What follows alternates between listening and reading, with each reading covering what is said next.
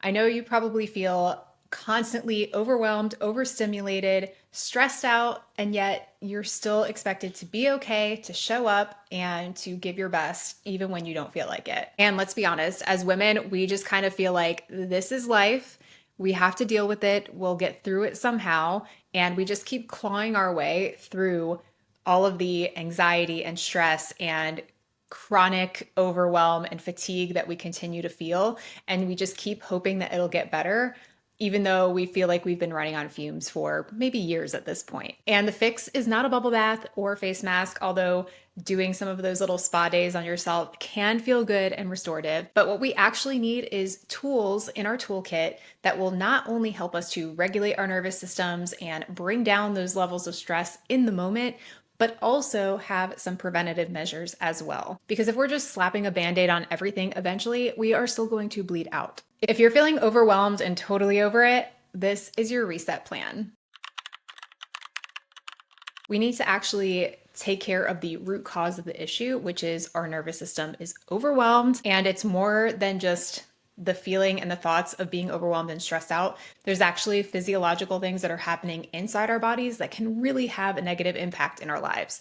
So today, I want to give you a few tools that you can use anytime, anywhere, and they only take less than 3 minutes, even less than 1 minute if you're in a time crunch. So before we dive in, I want to talk about why I think that these tools that I'm going to talk about might seem so simple, so basic, and some people might be like, this is ridiculous. Like, why are you even talking about this? But one of the most contentious phrases I hear in the fitness realm, especially, is we all have the same 24 hours in a day, right? I see a lot of coaches and influencers like to tout this when they are trying to motivate people to work out and to go after their goals. And while, yes, we do all have 24 hours in the day, we can't add more or take away from that. We don't have the same 24 hours in a day. My 24 hours, being someone who works from home and does not have kids yet, looks totally different from someone who is a mom to young kids and still has to go into the office for her corporate job. My 24 hours also looks totally different than a 20-year-old who is taking some classes online and has a full day to go to the gym and do whatever she wants, right? It's very different based on where we are in our lives and what phase we're in and what's going on. So you can't just say we all have 24 hours in a day to manage all the things that are going on in our lives. And we all have different amounts and different intensities of things that are in our lives. So I just want to throw that out there, that the things that I'm going to talk about today might seem so simple and basic, and that's intentional because I wanted these tools to be something that you could do whether you have 1 minute or an hour, or you're trying to, preemptively lower your stress levels first thing in the morning before you start your day, or you just had a one-on-one with your boss pop up on your calendar with no meeting agenda, and now you're panicking that you're going to lose your job, so you need something to help you calm down before you go into their office. Okay, definitely have been in that situation before. So before we dive into the actual tools that I have for you, I want to read some really scary and concerning statistics about stress. And this is one of the big drivers of why I make stress management such a big cornerstone and pillar of my health coaching, because I think that if you're not being proactive and intentional about managing your stress, you are doing a serious disservice and detriment to your own health and well-being.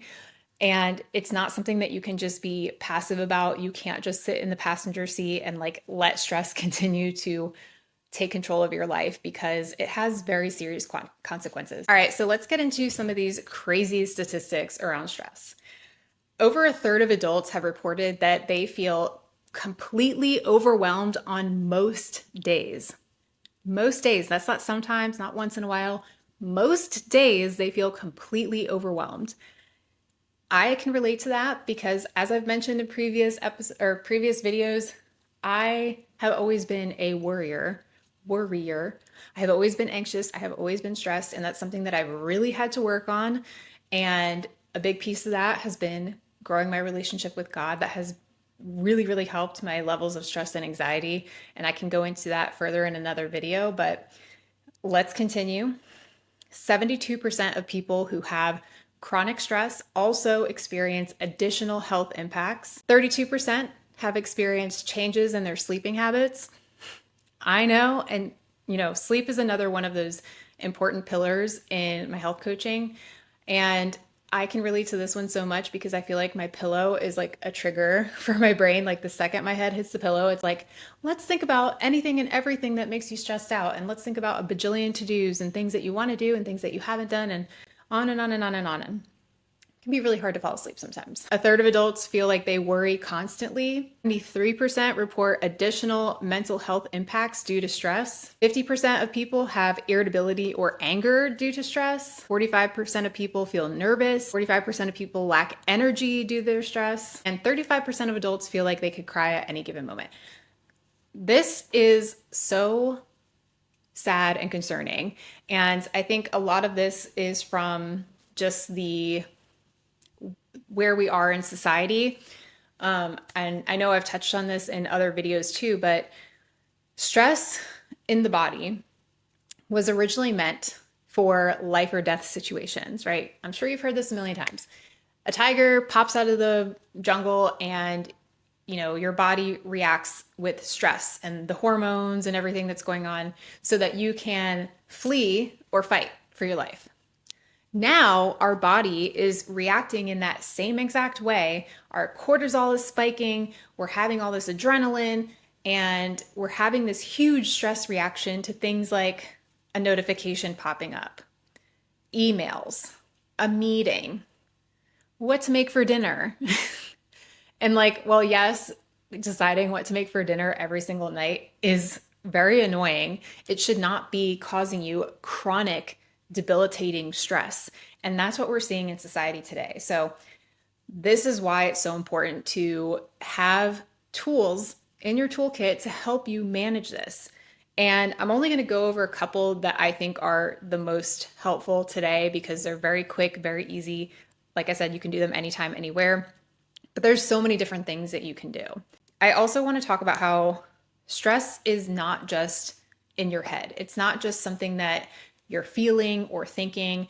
It also shows up in your body. So you might feel tightness, like if you're worried and anxious and you kind of, do one of these things, you're going to feel tightness in your shoulders, in your neck. You might have, pain in your chest. You might have trouble breathing. You might feel foggy. You might feel exhausted. You might feel sluggish. There's so many different effects that it can have on your body.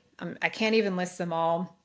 You can also have like crazy cravings. So I know a lot of people, when they feel stressed and anxious, they reach into the pantry, they reach into the fridge, and at the baseline of it is you're trying to self-soothe.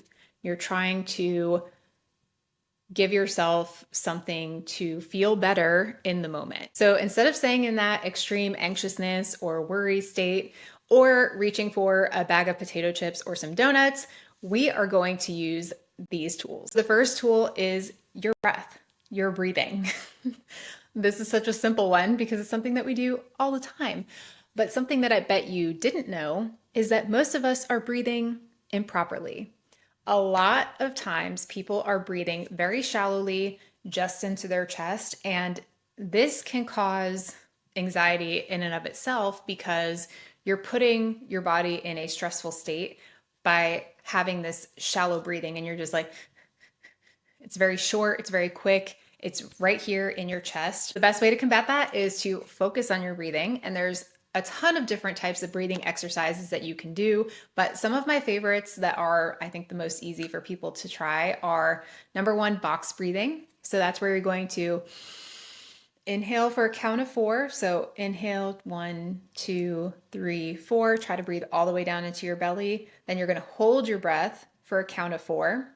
Then exhale for a count of 4. Try to really think about emptying your lungs, and then hold for a count of 4. And then you're going to keep repeating that. So you want to think of it as a box. So you inhale, hold, exhale, hold. Inhale, hold, exhale, hold. All right. And for all of these breathing exercises, you can do them for like 1 to 3 minutes, depending on how much time you have. The next one is alternate nostril breathing. So this one is going to be hard for me to demonstrate because I'm a little stuffy with all of this rain and spring weather, but you essentially want to close one nostril, inhale through the other nostril, then switch, exhale, and then inhale. And then you're going to keep switching. So you're just focusing on inhaling and exhaling through one nostril at a time. Another one is 4-7-8 breathing. This is similar to box breathing, where you are inhale for 4 seconds, hold for 7 seconds, and then exhale for 8 seconds. So we're really focusing on drawing out that exhale as slow as possible.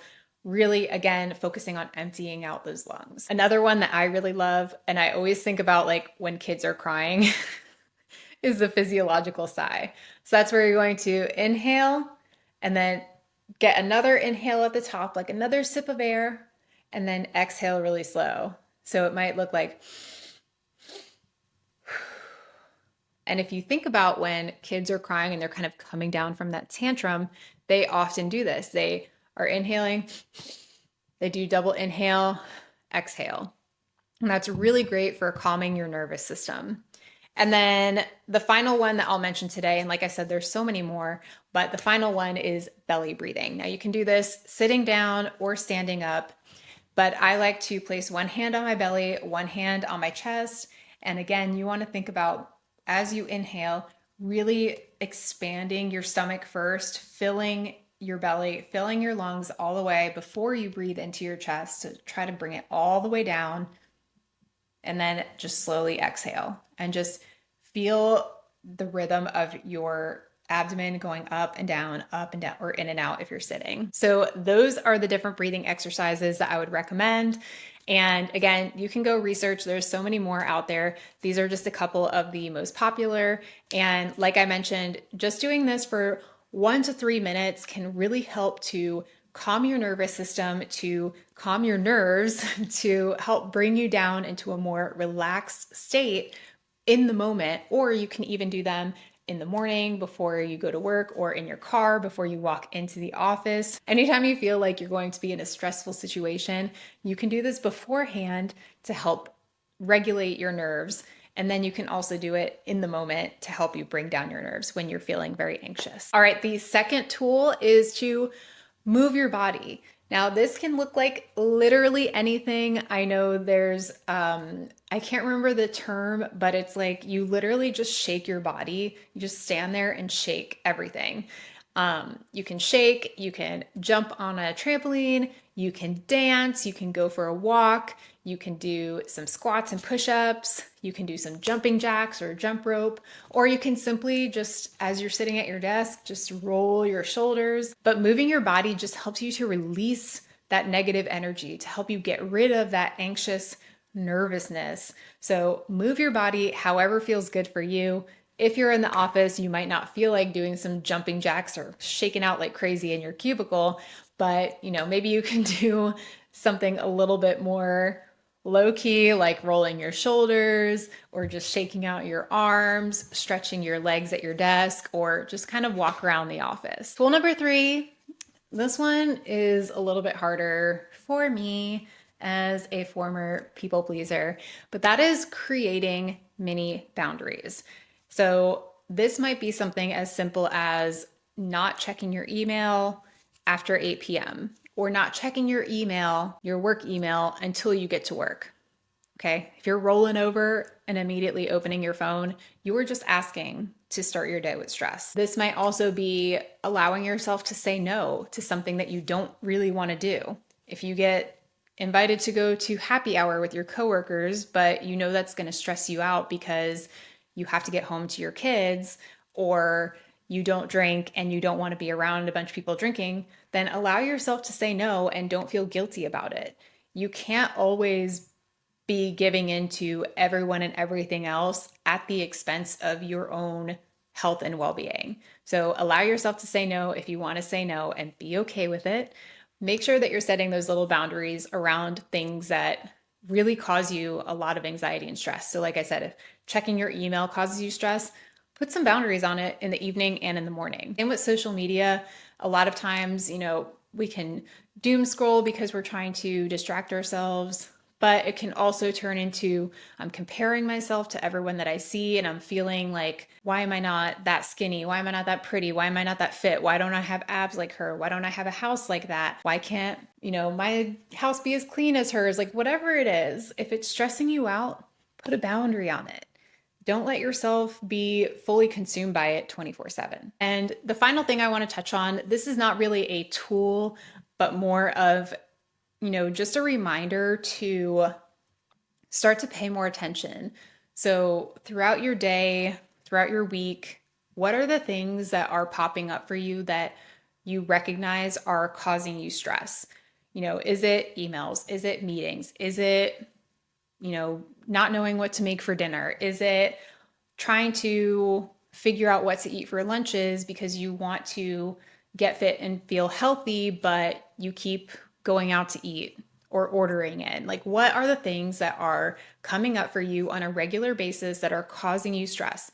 You don't have to do anything about it right now. Just start to keep note of it. Maybe write it down in your notes or in a notepad or something like that. And then take some time to reflect on it and think about what are the things that I can implement to help me with this, whether it's the tools that we talked about today that can help you in the moment, but moving forward, what are some things that you can do? What are some boundaries that you can put in place to help you with those things?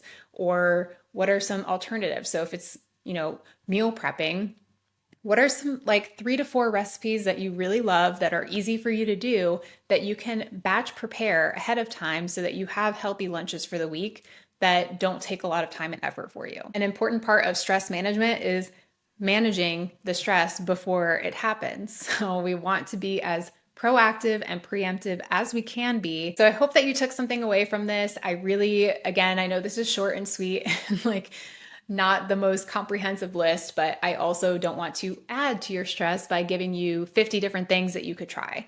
So I want you to let me know down in the comments, which one of these tools are you going to try this week whenever you start to feel stressed out? If you enjoyed today's video, please like and subscribe so you don't miss the next video in this 9 to 5 Fit series. And if you know anyone else in your life that might be experiencing some stress, share this video with them and let them know that these tools might be able to help them too.